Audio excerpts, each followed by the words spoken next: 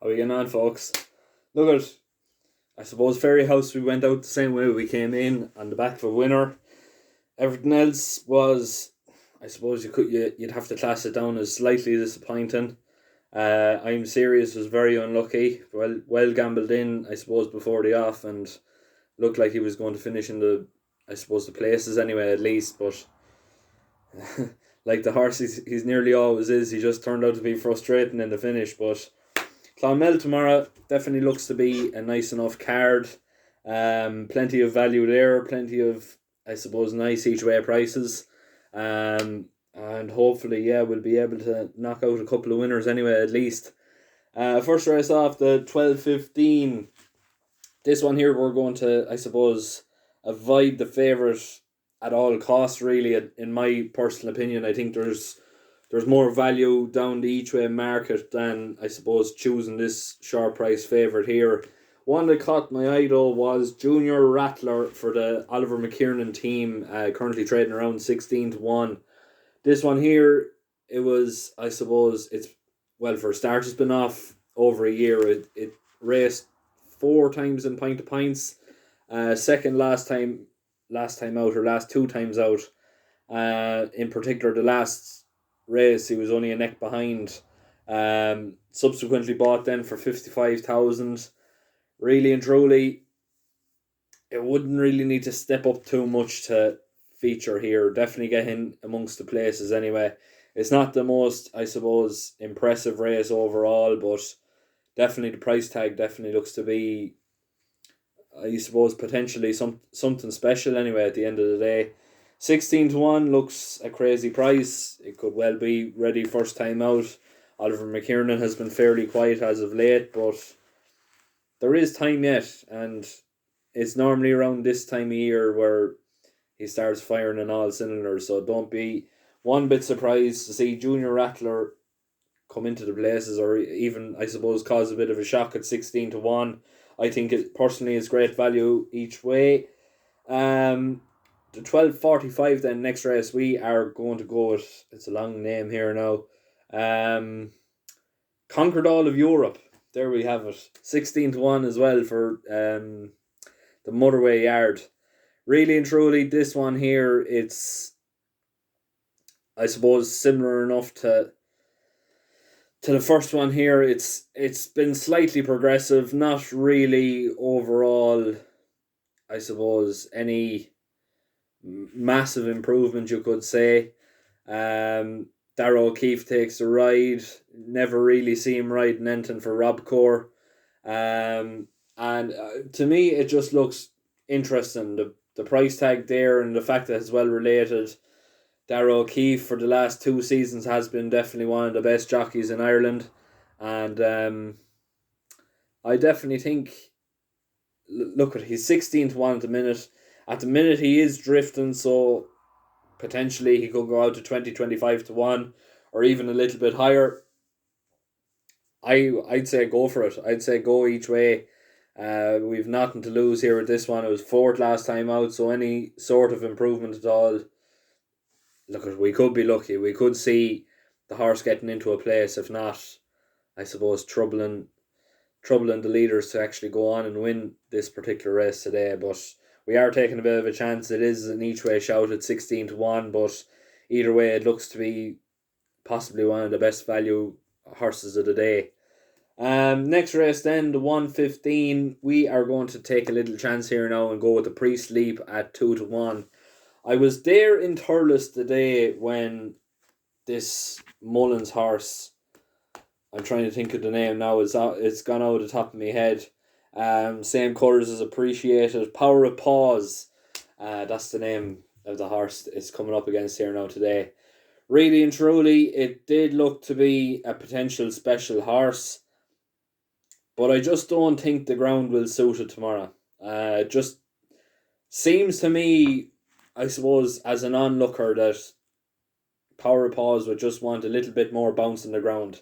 It's going to be very sticky tomorrow. The rain has been constant all day. That's going to soften the ground up massively.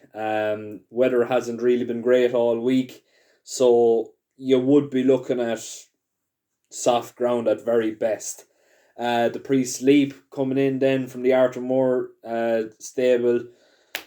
Small enough setup, but they are on, I suppose, serious form as of late. Really and truly, you're looking at the percentage strike rates over the past 2 weeks. It's second to none. The man is in form, and his horses are in twice as good a form of him as well. Really and truly, it is a toss up between the two. When you're looking for value, the value is there for the Pre-Sleep. We don't really know what way this Power of Pause is going to handle hurdles.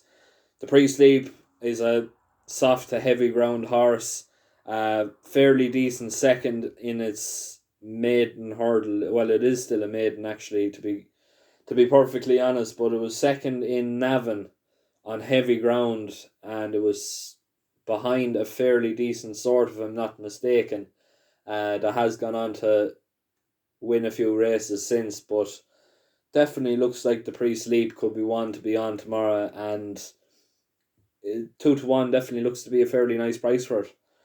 Next race then, we are going to go the 150. We're going to go for an each way shout here now. Boher Dove definitely looks to be one potentially, I wouldn't say well thrown in terms of the handicap, but it definitely looks like it's coming back in form, and the weight it is, I suppose, given away to some of the rivals, it does have the fitness there to counteract with it.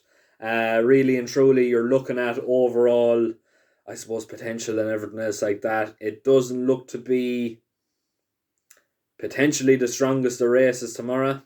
Don't really think there's anything, bar, I suppose, decent level handicappers that you could class as real superstars at the end of the day.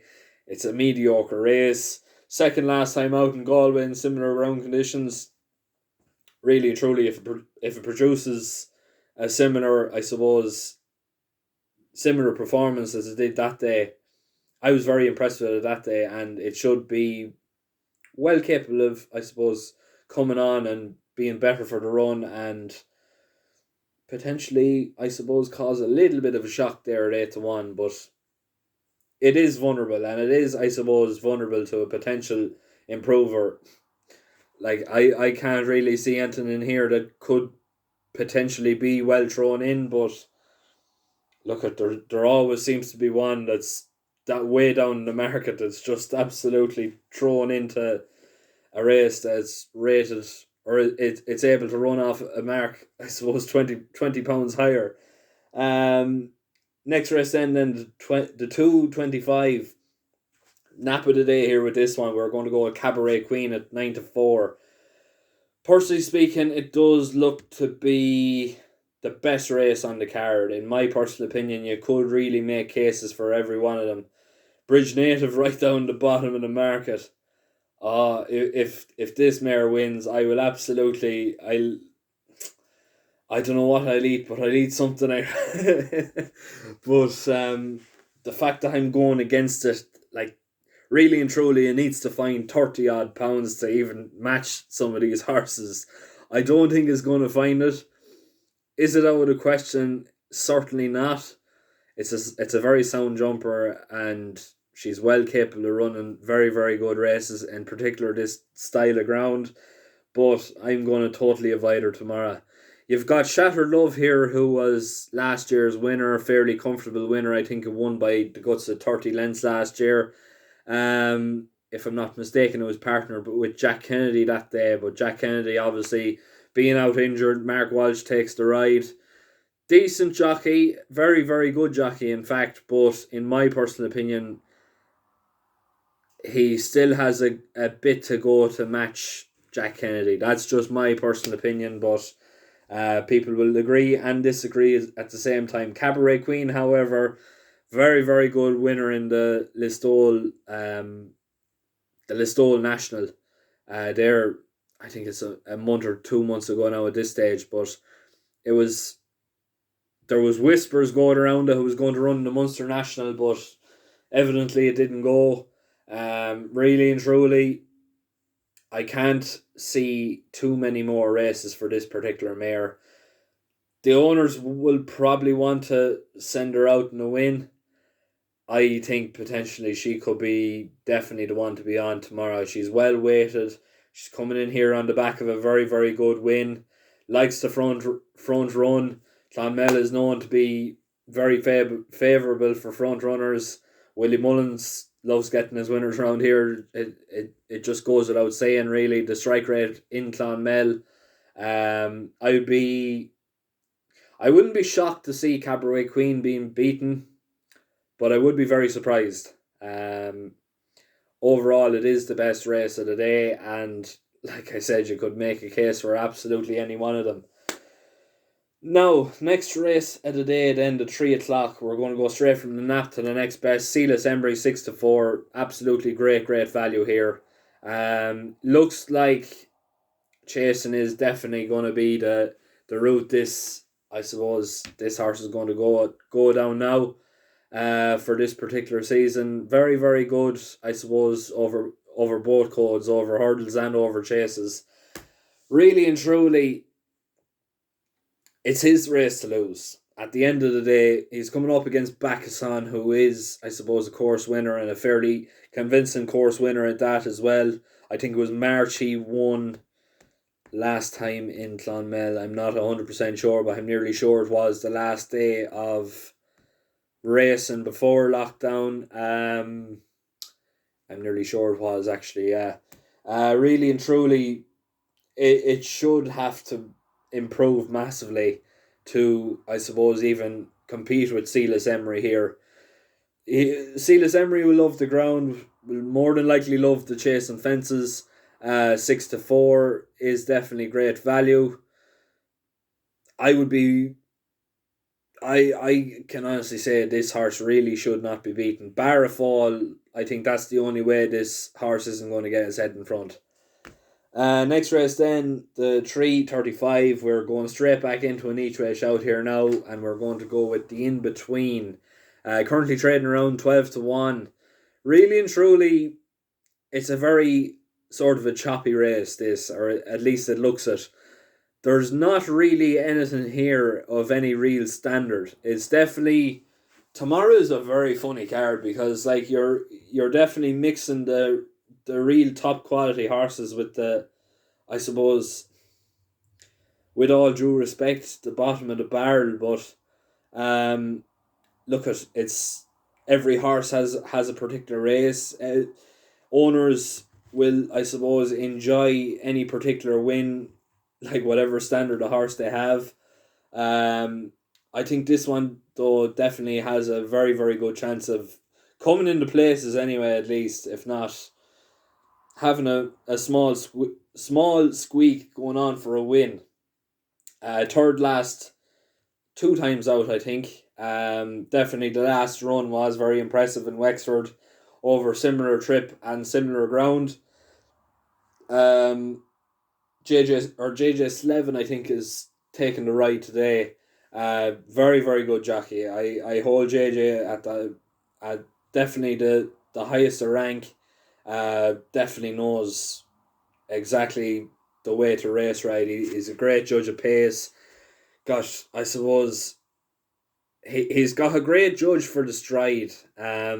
He knows exactly when a horse is meeting a fence on the right leg. Um, and he just, I suppose, knows how to get a horse up that hill. Like Clonmel's hill is very, very steep, especially in the ground is going to be meeting tomorrow. It's going to be an absolute slog. But yeah, it's a race I would normally avoid simply because it just doesn't really appeal to me as a punting perspective. But if I was to pick one, and if I was to pick one at possibly the best value, at an each way shout, the in between is definitely one I would seriously consider. At the end of the day, it's anyone's race. It could be well won by a 50-1 outsider. I don't know, but I definitely think the in between has more going for it than most anyway. At the end of the day, and finally, then the last race of the day, the 4:05. We're going to go with Corn Cross. At the end of the day, I will probably have this as my last chance of salvation for this particular horse. It definitely looked like it was going to be the winner last time out. How it got beaten, I don't know. Whether it was just beaten by a better horse than today, I don't know. But I think it cost 17,000 in the sales after winning a point to point. That was in soft ground, so that's going to be the key tomorrow. Coming up against the Mullins, second favourite. Look, it's hard to know what this particular horse is going to be like on debut. It was cheaply enough bought. Really and truly, is it going to be any good? I definitely don't think you're going to see many superstars coming out of this particular race tomorrow, but it's hard to know. I don't know. I can't really see anything beating Corin Cross after after the experience of the debut run as well. Really and truly, that's all I have for tomorrow. If you're going to be having a bet, the very best of luck. Before we go, I want to give a quick plug to the Irish Racing Hour. This is going to be a new program. Really, you could say it's going to be a weekly program starting from the first weekend of December. Myself, Ryan Sharkey, and Dean Hegarty were going to be coming together and basically promoting Irish racing. We feel this could be definitely a very good niche, and it would definitely give a good insight to the outside eye as to what actually goes on behind the scenes and what's it like, I suppose, through the eyes of a jockey, trainer, owner, breeder. We've nearly every, I suppose, aspect of the industry covered, really. I think I counted up, there's something like 23, 24 guests have already, I suppose, agreed to come on to the show already. That is massive. Some very, very big names and well-known names in the industry. And there's some that wouldn't be necessarily known to the outside, I suppose, world, really, at the end of the day. But that's exactly what we wanted to do.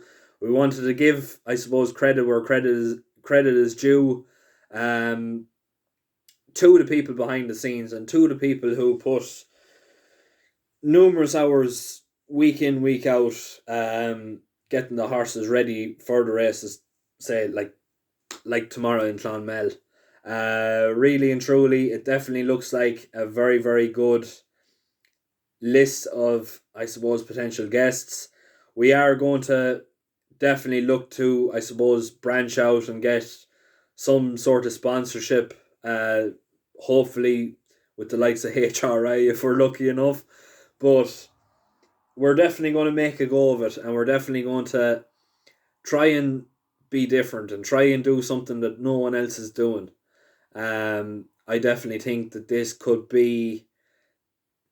it could definitely well be the making of us at the end of the day. This could really send us right to where we want to be, and that's at the very top of, I suppose, the racing industry or racing media market at the end of the day. But I'm going to leave it there. If you're going to be having a bet tomorrow, the very best of luck.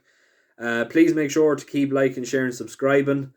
What else am I going to say now? I think that's all I have to say. I'm going to leave it there. Like I said, very best of luck if you're having a bet tomorrow.